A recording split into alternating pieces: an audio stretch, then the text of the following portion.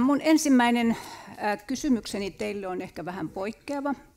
Mä olen tehnyt ihan pienen tarinan, se ei kestä kuin muutaman 10 sekuntia, mutta mä pyytäisin, että te itse kukin asettaudutte tällaisen vanhan ihmisen asemaan, jota mä muutamalla virkkeellä tässä kuvaan. Ja sitten kertoisitte, ette faktoja, vaan kertoisitte sen, että jos näette itsenne kotona istumassa ja pohtimassa tällaisia asioita, niin miltä se teistä tuntuu? Eli näin. Pitäisi hoitaa terveyshuoli, mutta et tiedä, kehen ottaa yhteyttä ja miten. Sote-asemalle soitit, mutta takaisin soittoa ei ole kuulunut.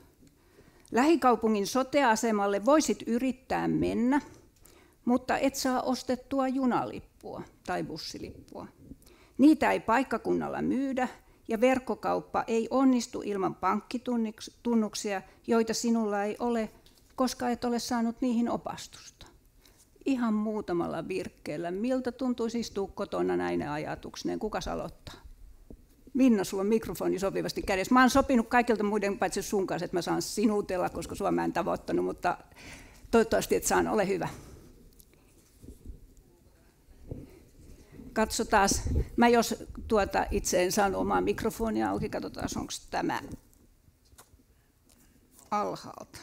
Ei ole alhaaltakaan. Voi näitä teknisiä, olisiko tosta? No nyt oikealle. Yes. No niin, kiitos. Teknisiä ongelmia tuntui tässä olevan niin kuin varmasti näin jokaisella. On digi, kuulkaa. Jatkuvasti, ole hyvä Minna. Kyllä. Joo, pahoittelen, tulin vähän myöhässä, jouduin olemaan kokouksessa vähän pitempään, oli tärkeitä asioita käsittelyssä. Mutta totta kai, kun tämän kuulin, niin jos minun kohdallani olisi tuo, niin olisin toki ymmälläni, hämmilläni ja vähän kiukkuinenkin, että miksi näin on käynyt. Mutta toki niin kuin, tähän pyritään, että näitä apua tästä nyt sitten saadaan, mutta todella se oma kokemus aina sitten kertoo, että miltä se niin kuin tuntuu, minkälainen fiilis on, ja se on tärkeää.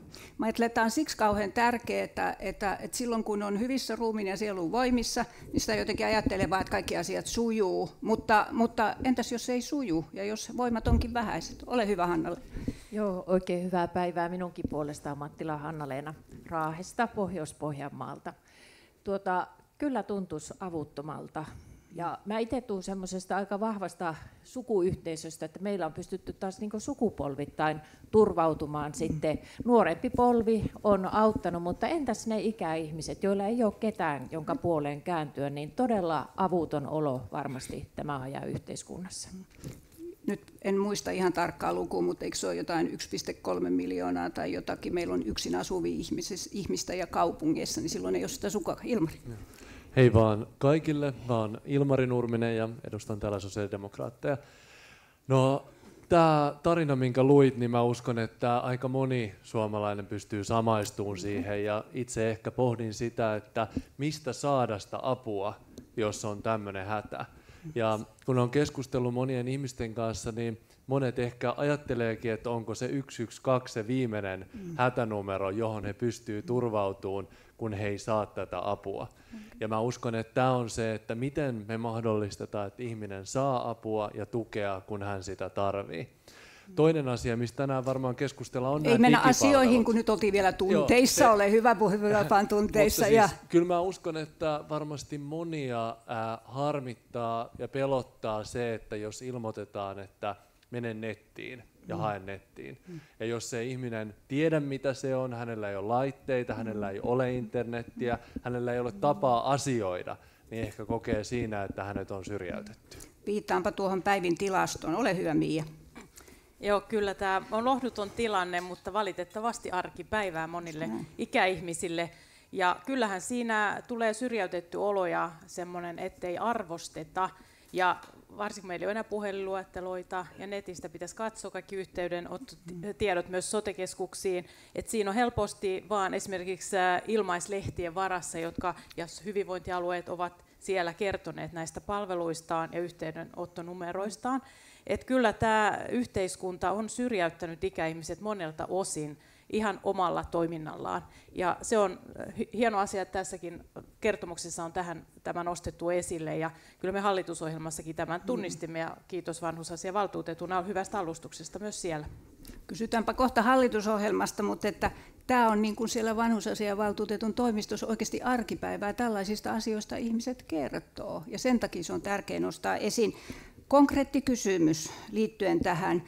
Mä joskus kun kuljen tuossa kampissa, niin mä katson sitä siinä yhden pankin reunassa. Menee oikeastaan milloin tahansa, niin se on ihan valtava jono sen takia, että se on pankki, josta saa nostaa käteistä. Kysymys. Pitäisikö ja kannatatteko sitä, että mahdollisuudesta käyttää pankkipalveluja ja käteistä säädetään laki? Koska tässäkin kertomuksessa se tuli esiin, että jos ei ole verkkotunnuksia, niin ei pääse yhtään mihinkään.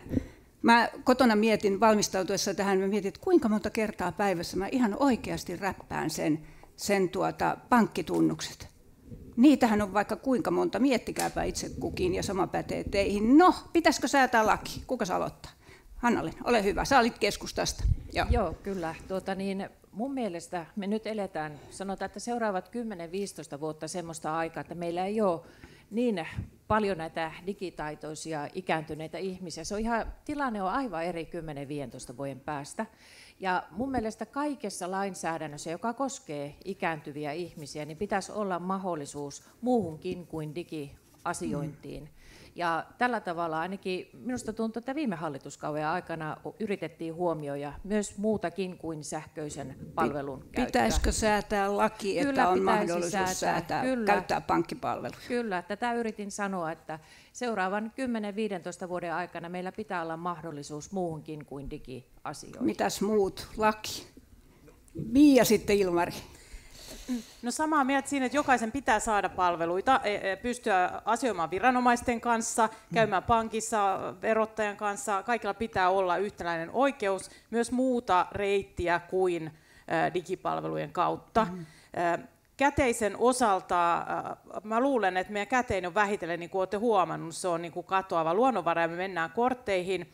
Et mä uskon, että aika iäkkäätkin tai jopa muistisairaat pystyy sitä korttia silloin, kun on lähimaksu kysymyksessä. Se voi olla jopa turvallisempaa heidän osalta, mutta kyllä se niin kuin verkkopankin käyttö ja sellaiset on taas suuremman kynnyksen takana, mutta niin kuin ihan käteistyyppisenä sitä pankkikorttia. Uskon, että pystyy myöskin iäkkäät pitkälti käyttämään.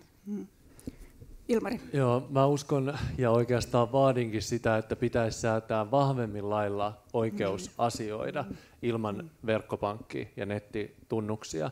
Tässä usein kuulee, että pitäisi ja voisi, mutta käytännössä me tiedetään, että tämä ei toteudu. Ja sen takia meidän pitäisi vaan vaatia, että jokaisella ihmisellä on mahdollisuus asioida ilman niin kuin verkko- tai nettitunnuksia. Ja haluaisin sanoa, että tämä ei kohdistu pelkästään ikääntyneisiin, vaikka ikääntyneissäkin on iso osa. Me puhutaan vaikka työttömistä, niin siellä iso osa ei osaa käyttää nettipalveluita ja muuta. Tämä on laaja yhteiskunnallinen kysymys ja tämä pitää sen takia säädellä. Ei mitään, että tarvii, vaan tämä pitää säädellä selkeästi.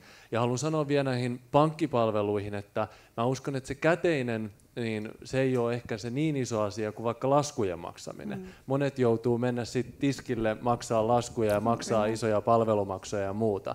Että tämä kokonaisuus pitäisi katsoa ja tässä on se ongelma, että nämä pankit on osin yrityksiä. Että se on vaikeampi säädellä kuin nämä meidän ihan oikeat palvelut, mihin ihmiset tarvii. Mutta ehdottomasti tästä pitää tehdä kunnianhimoisia tavoitteita ja yhteiskunnan näyttää kaapin paikka. Minna. Kiitos. Totta kai yhdenvertaisuus pitää olla palveluissa ja palveluiden saatavuudessa. Mulla oma tausta on apteekkitausta.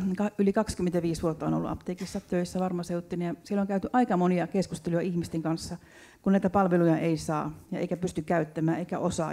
Eikä ne välttämättä ne vanhuksia ole. Ne on monen hyvin ikäluokka ihmisiä.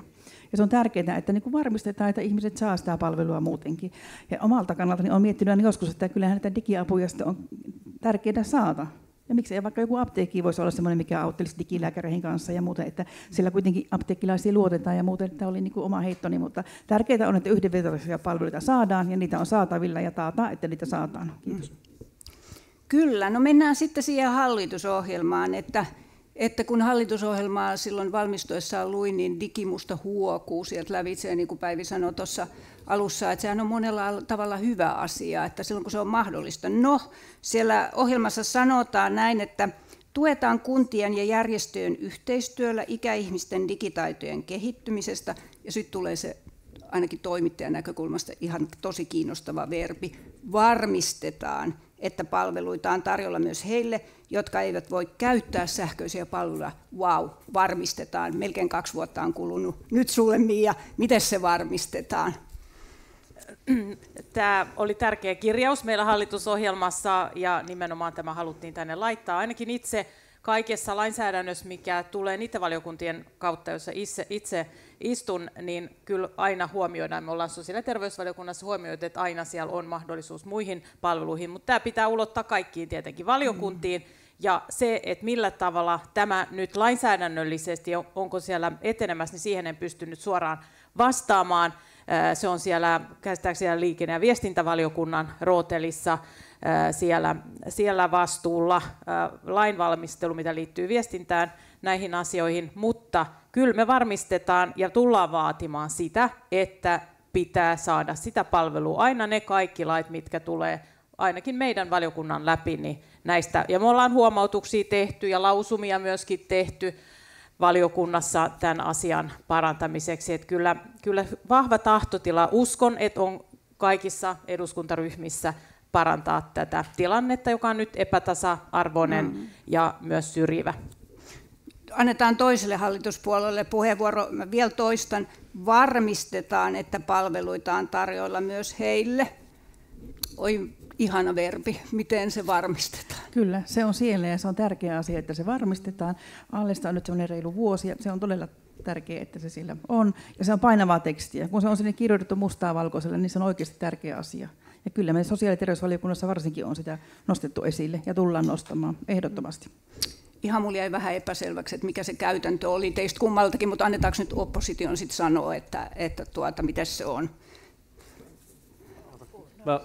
Jos mä nyt vuorostan, niin joo, pakko oli tarttua tähän. En halua nyt haastaa tässä enempää niin kuin oppositio-hallitusrintamassa, että ehkä tämä on niin kuin yhteinen asia. Mutta ehkä haluan sen sanoa, että totta kai hallitusohjelmassa on 1010 kaunista sanaa ja varmistetaan arvokas ikääntyminen, huolehditaan tämä paremmat vanhuspalvelut ja muuta.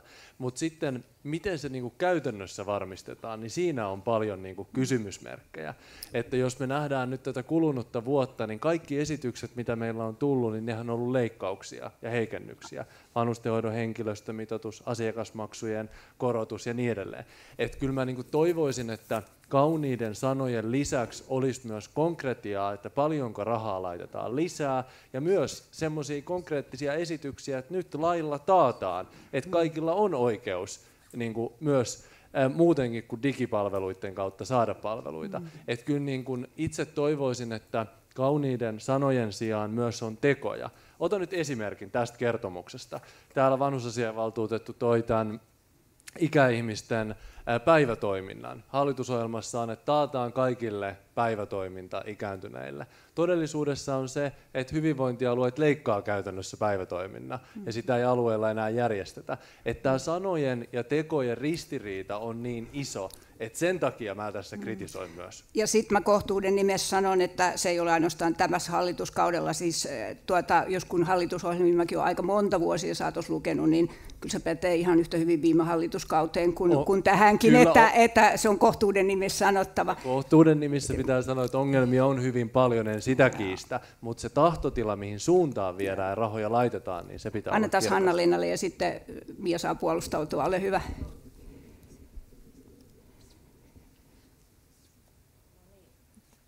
Yritän säästää mukaan tässä sähköä, niin Anna räpsähtää pois päältä. Aikaisemminhan tosiaan näistä sosiaali- ja terveyspalveluista vastasi kunta ja kuntayhtymät. Ja on ihan totta, että virheitä on tehty silloinkin ja varmasti on monenlaista velkaa jäänyt sitten näille uusille hyvinvointialueille, jotka nyt tuottaa näitä sosiaali- ja terveyspalveluita, mutta tosiasia on se, että kun rahoituksen perusurasta on leikattu 1,4 miljardia, niin hyvinvointialueet joutuu sitten tahollaan päättämään, että minkälaisiin palveluihin sitten satsataan, ja kovin monilla alueilla tarjotaan digitaalisia... Pysytään siinä varmistamisessa Kyllä, kuitenkin. Joo, minä yritän tässä juuri kertoa sen, että kun tosiaan niin monia palveluita tarjotaan sitten sähköisinä tilalle, niin aidosti ei päästä sillä ruohonjuuritasolla varmistamaan sitä, että pystyykö ne ikäihmiset käyttämään. Ja monilla alueilla nämä ovat vasta valmisteluvaiheessa nämä sähköiset palvelut, eli kerkiää itse asiassa ne palvelut loppumaan jostakin kunnasta, eikä ole tulossa korvaavia tilalle. Eli ikäihmiset tätäkin kautta ovat hätääntyneitä, että kun sanotaan, että niin joku palvelu muuttuu sähköiseksi, mutta ei ole vielä sellaista järjestelmää olemassa, että he pystyisivät edes käyttämään niitä. Hätä on suuri. Joo, Mia. Nythän meillä on niin kuin monta eri tasoa. Meillä on lainsäädäntötaso, joka on eduskunta, sitten meillä on kunnat ja sitten hyvinvointialueet. Niin lainsäädännöllisesti me voidaan tehdä sitä kehikkoa, mitä sitten noudatetaan alueilla. Mutta kyllä mä tässä peräänkuulutan hyvinvointialueilta vastuuta. Itse olen hyvinvointialueella, jossa esitettiin päiväkeskustoiminnan lopettamista, mutta me torppasimme sen. Ne jatkavat toimintaansa. Se on kustannustehokasta toimintaa. Ilman muuta se on ennaltaehkäisevää toimintaa, ehkäistään sitä, että joudutaan sitten sinne raskaampiin palveluihin. Eli kyllä hyvinvointialueiden päättäjät on nyt tehtävä myöskin niitä vaikeita ratkaisuja, ettei aina oteta niitä helppoja hedelmiä sieltä, mistä ajatellaan, että tuolta voidaan säästää. Et ne pitää pystyä tekemään ratkaisuja, sellaisia järkeviä ratkaisuja, jotka nimenomaan sinne ennaltaehkäisyyn painottuu. Tämä tosi helposti luiskahtaa niin kuin hyvinvointialueiden rahoituksesta ja muusta keskustelusta on ymmärrettävää, mutta pysytään nyt kuitenkin tässä. Haluatko sanoa vielä tuosta, että on reilua, että tästä varmistamisesta, että kun saitte huutia oppositiolta?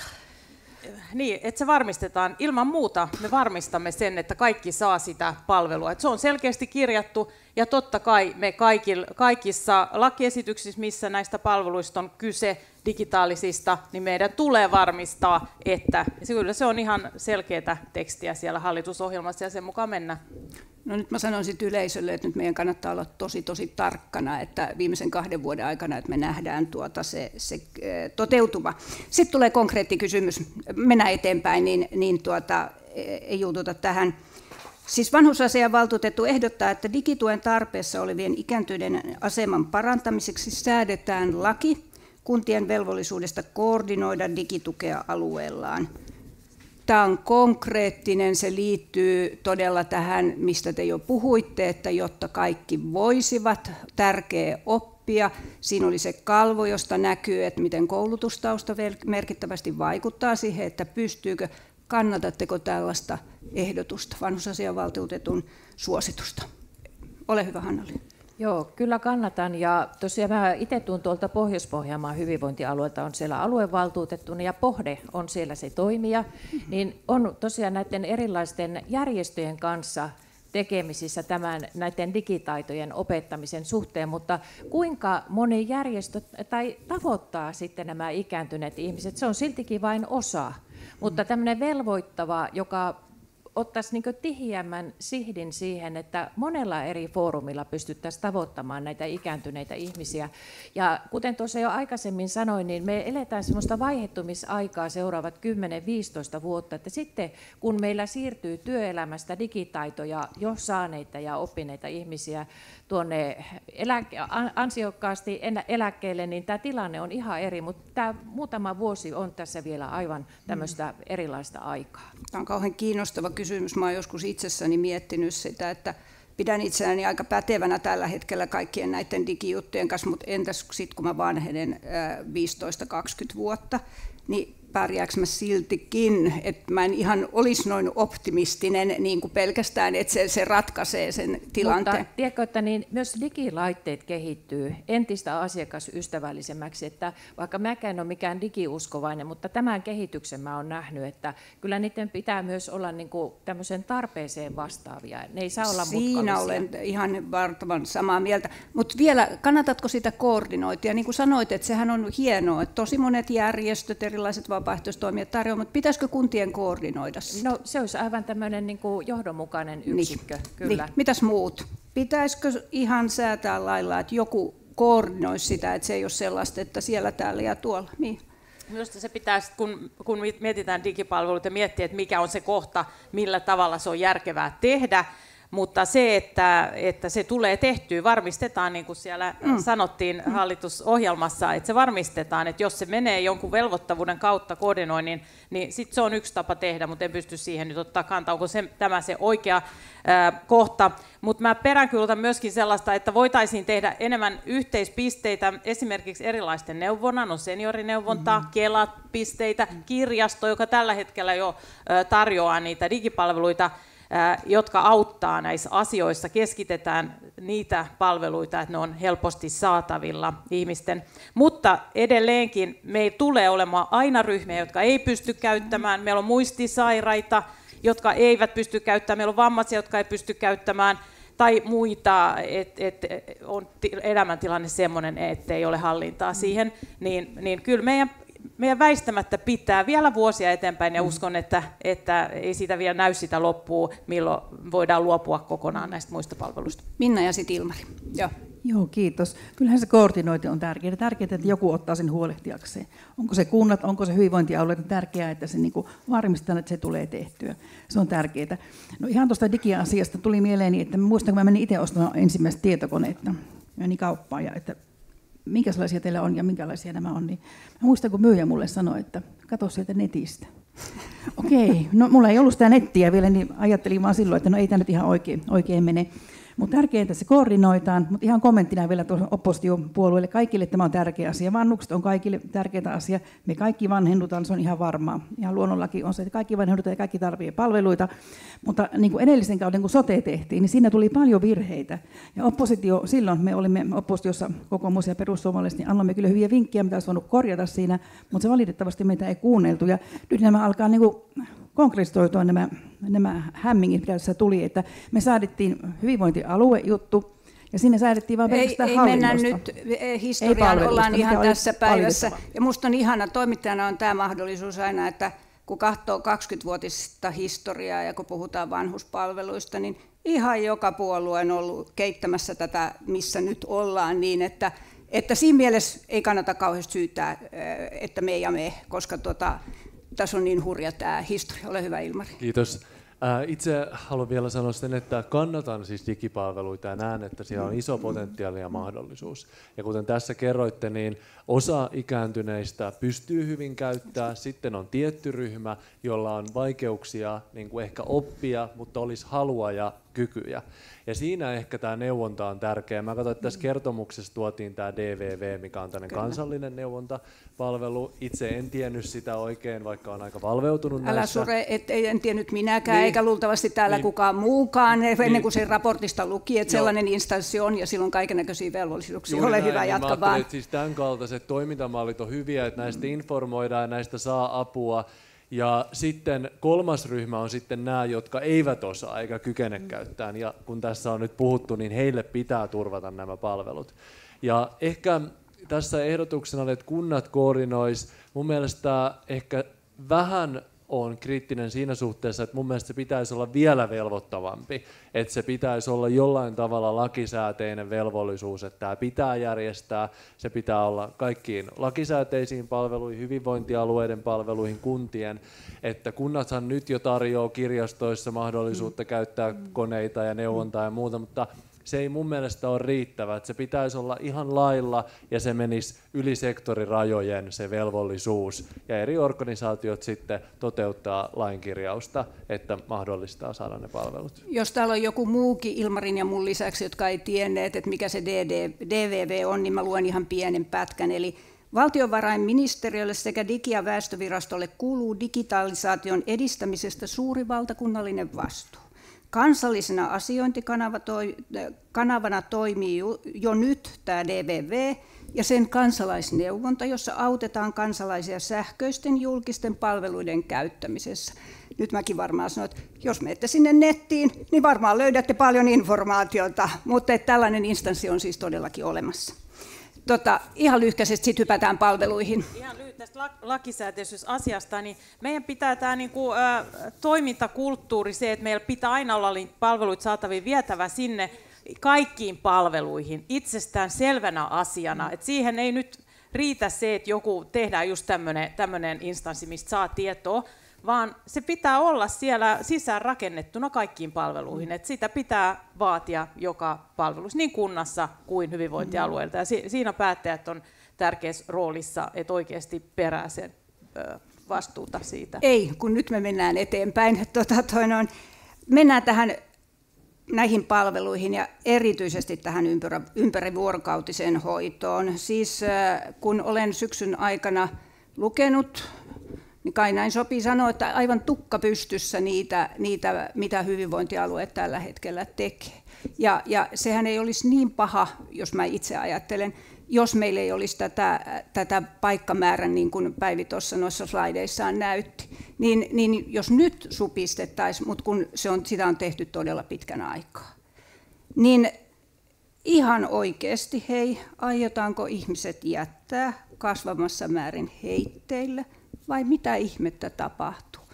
Vanhojen ihmisten määrä kasvaa. Sitten tässä Aulikki puhui jo tästä yhteisöllisestä asumisesta. Niin kuin Aulikki sanoi, että siitä nyt ei oikein kukaan tiedä, mitä se on ja kuinka tärkeää. Mä muistan itse vuosikaudet, puhuttiin välimuotoisesta asumisesta. Se on ihan valtavan tärkeää, että sellaista tulee yksinäisyyden ja monen asian niin kuin takia, mutta se ei voi olla niin, että se korvaa ympärivuorokautista hoitoa.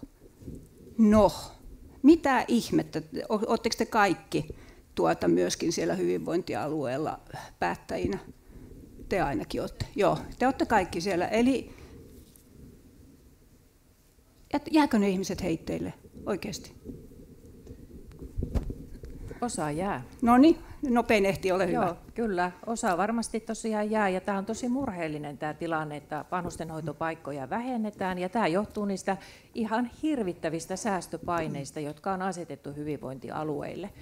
Mä oikeastaan, kun tämä on se tämän hetken tilanne, niin mä toivoisin, että myös tässä keskustelussa otettaisiin tämmöinen vähän pitemmän ajan perspektiivikin siihen, että miten me pystyttäisiin edistämään ikääntyvien ihmisten toimintakykyä ja terveyttä sillä tavalla, että he pystyisivät aidosti elämään laadukasta elämää mahdollisimman pitkään siellä kotona. Ja jos tässä olisi pikkusen enemmän aikaa, niin mä kertoisin aikuisneuvolatoiminnasta, joka on jo meillä Raahen seutukunnassa on 20 vuoden ajalta kokemusta, että se on aidosti ollut sellainen, joka on tuonut niitä laatuvuosia ja ennen kaikkea julkiselle sektorille säästöjä, kun ihmiset ei elä sairasta elämää. Eli meillä päättäjillä on tämmöinen viheliäinen tehtävä, että me tehdään tässä hetkessä lyhytnäköisiä säästöjä, niin kuin hyvinvointialueilla viranhaltijat ja muut aluepäättäjät tekevät, kun pitäisi pystyä katsomaan kauas eteenpäin tämmöiseen ennaltaehkäisevään ja laadukkaan elämän toimenpiteisiin. Päivi Topo varmaan muistaa, mä olen puhunut näistä aikuisneuvola-asioista myös muillakin foorumeilla, että pitäisi pikkusen saada perspektiiviä enemmän tähän keskusteluun, kun eletään tässä hetkessä ja mistä saadaan ne hirvittävät miljardisäästöt aikaiseksi. Varmasti tosi tärkeää, mutta nyt korjatkaa mua, jos mä muistan väärin. Siis Marja Jylhä, joka tekee tutkimusta Tampereella, niin se tutkimustuloshan on, että 90-pisten sitten ne viimeiset vuodet ja ylipäätään sieltä loppupäästä se ei kunto on sitten vaan aidosti huono. Että jos me voidaan siirtää sitä pidemmälle, niin se on tosi hienoa, mutta että se ei viime kädessä, jos mä ymmärrän oikein, poista sen ympärivuorokautisen hoidon tarve. Jossain kohtaa se sitten kuitenkin tulee, jos ihminen on niin onnekas, että hän saa elää pitkään. Meniköhän nyt suurin piirtein oikein? Tämä mun Päivi näyttää, että vähän sinne päin.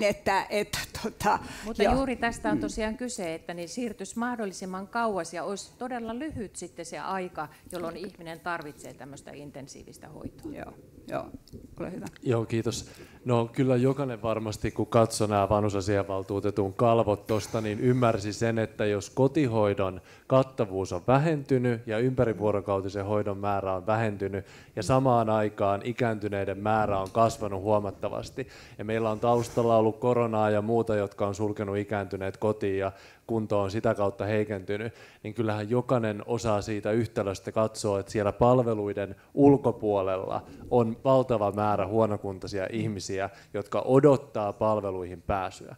Ja tämä on varmasti semmoinen yhteinen asia, mikä pitää tunnistaa ja tunnustaa. Ja totta kai tässä on näitä keinoja, mitä sanottiin, että pitäisi saada sitä kuntoutusta, mitä keinoja sinne on, miten me puututaan muistisairauksiin, miten saadaan lykättyä näitä. On paljon tällaisia niin kuin kysymyksiä, joita pitäisi saada, mutta kyllä tämä kulminoituu pitkälti tähän rahaan. Et nyt ei tule latia lisää näihin vanhustenhoitoon. Ylipäätänsä viime vuonna me käytiin iso taistelu tästä ympärivuorokautisesta hoidon henkilöstömitoituksesta. Vaikka toimittaja sanoi, että mitään ei ole saatu, niin mun koko eliniän ajan on tapeltu siitä hoitajamitoituksesta. Ja se saatiin viime kaudella. Ja nyt se kuitenkin lykättiin ja ne rahat leikattiin. Se on kuitenkin yli 100 miljoonaa vanhustenhoidosta pois.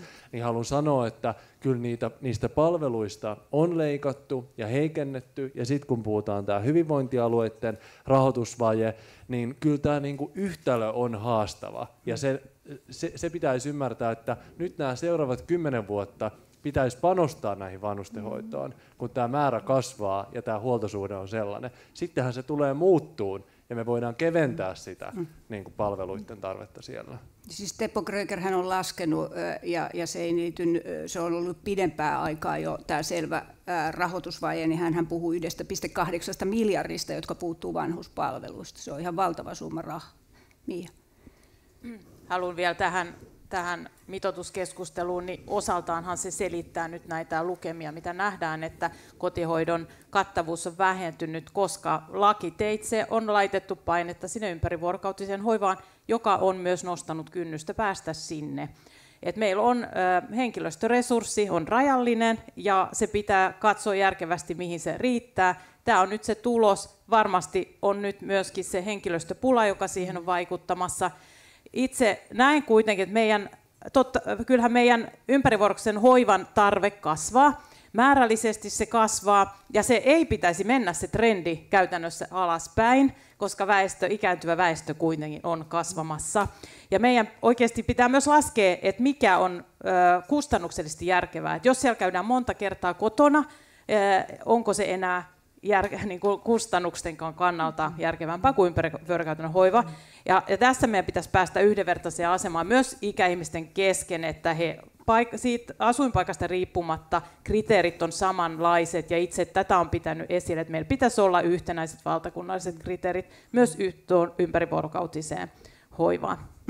Ja sitten tässä tuli mainittua jo nämä muistisairaudet, niin THL kertoi just äsken, että uusi tutkimus osoittaa, että muistisairauteen sairastuu Suomessa vuosittain noin 23 000 ihmistä, ja aiemmin on arvioitu, että sairastuneita olisi vuosittain 14 500, eli tarkoittaa melkein tuplattua määrää. Ja muistisairaudet nyt kuitenkin on se keskeisin syy, miksi ihmiset monesti yleensä tarvitsee ympärivuorokautista hoitoa, tai voi varmaan sanoa, että sinne ei pääse, jos ei ole muistisairautta, niin itse ajattelin, kun luin tämän uuden tutkimustuloksen, että eikö tämä nyt pitäisi vaikuttaa niihin toimiin, mitä hyvinvointialueilla tällä hetkellä tehdään, jos tämä määrä on näin merkittävän paljon isompi. Vielä. Joo, ole hyvä. Joo, kiitos. Kysymys oli, että saako ketään jättää heitteelle. Niin, ja että mitä tässä tapahtuu. Kyllä. No ei tietenkään ketään saa jättää heitteelle. Toki on ikävää, että semmoisia tilanteita aina tulee eteen ja kuullaan vaikka mitenkä ikäviä uutisia. Todella vanhustenhoito on tärkeä ja sitten nämä erilaiset hoitomuodot, kyllä kaikki on tosi tärkeitä. Ja se, että panostetaan sitten siihen. Ja jos tämä hoitajakin saaminen, niin sotehan oli just se ongelma, kun se ei ratkaisu sitä hoitaja-asiaa. Ei puhuttiin vähän siihen hallintoon, mutta ei puhuttu siihen, että miten niitä hoitajia saadaan lisää, kun se olisi ollut se oleellinen asia. Puuttua siihen, miten saadaan hoitajia lisää ja miten saadaan hoidettua ihmisiä. Nyt puhuttiin vain pelkästään hallintoa. Tehtiin hallintouudistus, joka on älyttömän kallis, jonka myös meni rahaa. Että jotenkin tähän oleellisuuteen olisi puuttua, mutta jatkossakin on turvattavaa. Että nyt en voi kohtuuden nimessä olla sanomatta, että silloin kun tämä hoitajapula tuli meidän silmille vuosi sitten, vuodenvaihteessa erityisesti, kun päivystykset oli täynnä, niin kyllä mä mietin silloin, enkä mä luulen, että mä en ollut ainoa, että mä oon ihan oikeasti 15 vuotta istunut muun muassa valtiovarainministeriön ja ties vaikka kenenkä seminaareissa, jossa tämä väestörakenne on tiedetty, niin on tosi vaikea tämmöisenä tavallisena ihmisenä niin kuin ymmärtää, että miksi se nyt tuli niin suurena yllätyksenä. Ja se ei nyt kyllä varmaan liity soteen, että se on paljon pidempi trendi, johon olisi pitänyt ymmärtää tarttua, että se on niin kuin sanottu tosi monta kertaa ääneen. Nyt me ollaan ihan ajassa kiinni ja nyt mä ratkaisen tämän niin, että mä nyt ihan päässyt selville, että mitähän tässä ympärivuorokautisessa hoidossa nyt tapahtuu, mutta ehkä sen toiveen voi esittää, ja mä uskon, että yleisö ja siellä striimin päässä ihmiset varmaan yhteisesti, ja vanhusasiavaltuutetun kertomus kertoo siitä tosi tärkeää asiaa, että siihen ei voida mennä, että ihmiset ihan oikeasti yhä enemmän jäävät vaille tarvitsemansa apua, ja usein se on juuri ne ihmiset, jotka eivät pysty puolustamaan omia oikeuksiaan. Viimeinen kysymys, käsiäänestys, koska te sivusitte tämän paneelin aikana päivätoimintaa, käsi ylös, pitääkö päivätoiminnasta saada lakisääteistä, käsi ylös. 2, ja nyt ihan lyhyt kommentti, että miksikäs ei. No miksei tietysti voi saada, mutta että miten se sitten laaditaan ja kuka sitä pitää huolta, mutta tärkeää on sitten varmistaa, että sitä saadaan. Aika moni asia voidaan kirjoittaa lakiin, mutta käytännössä miten se onnistuu. Tärkeää on, että se varmistetaan kuitenkin. Meillä on paljon hyviä esimerkkejä siitä, että niin kuin Aulikki myöskin viisaasti sanoi, että laki itsessään ei hoida mitään, mutta monessa asiassa, ajatelkaapa esimerkiksi hoitotakuuta, niin kun se on säädetty, niin kyllä sitä nyt valvotaan ja kyllä sillä on ollut merkitystä. Mitä nyt sitten korona teki, mutta silti. Vielä Mialle viimeinen puheenvuoro. Joo.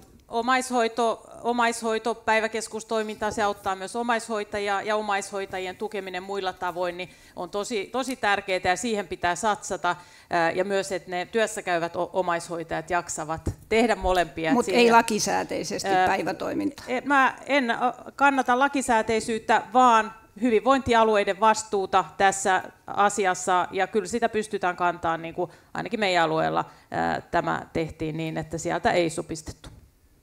Mä oon itse Länsi-Uudeltamaalta, niin mä sanon nyt, että vähän mutkan kautta, mutta teitte sen kuitenkin, että ette todella supistaneet sitä päivätoimintaa. Valtavan suuret kiitokset. Mun myöskin ärsyttävistä kysymystä voi sanoa, että melkein anteeksi, mutta kuuluu rooliin. Kiitos tosi paljon joka ikiselle ja kiitos teille paljon kuuntelusta.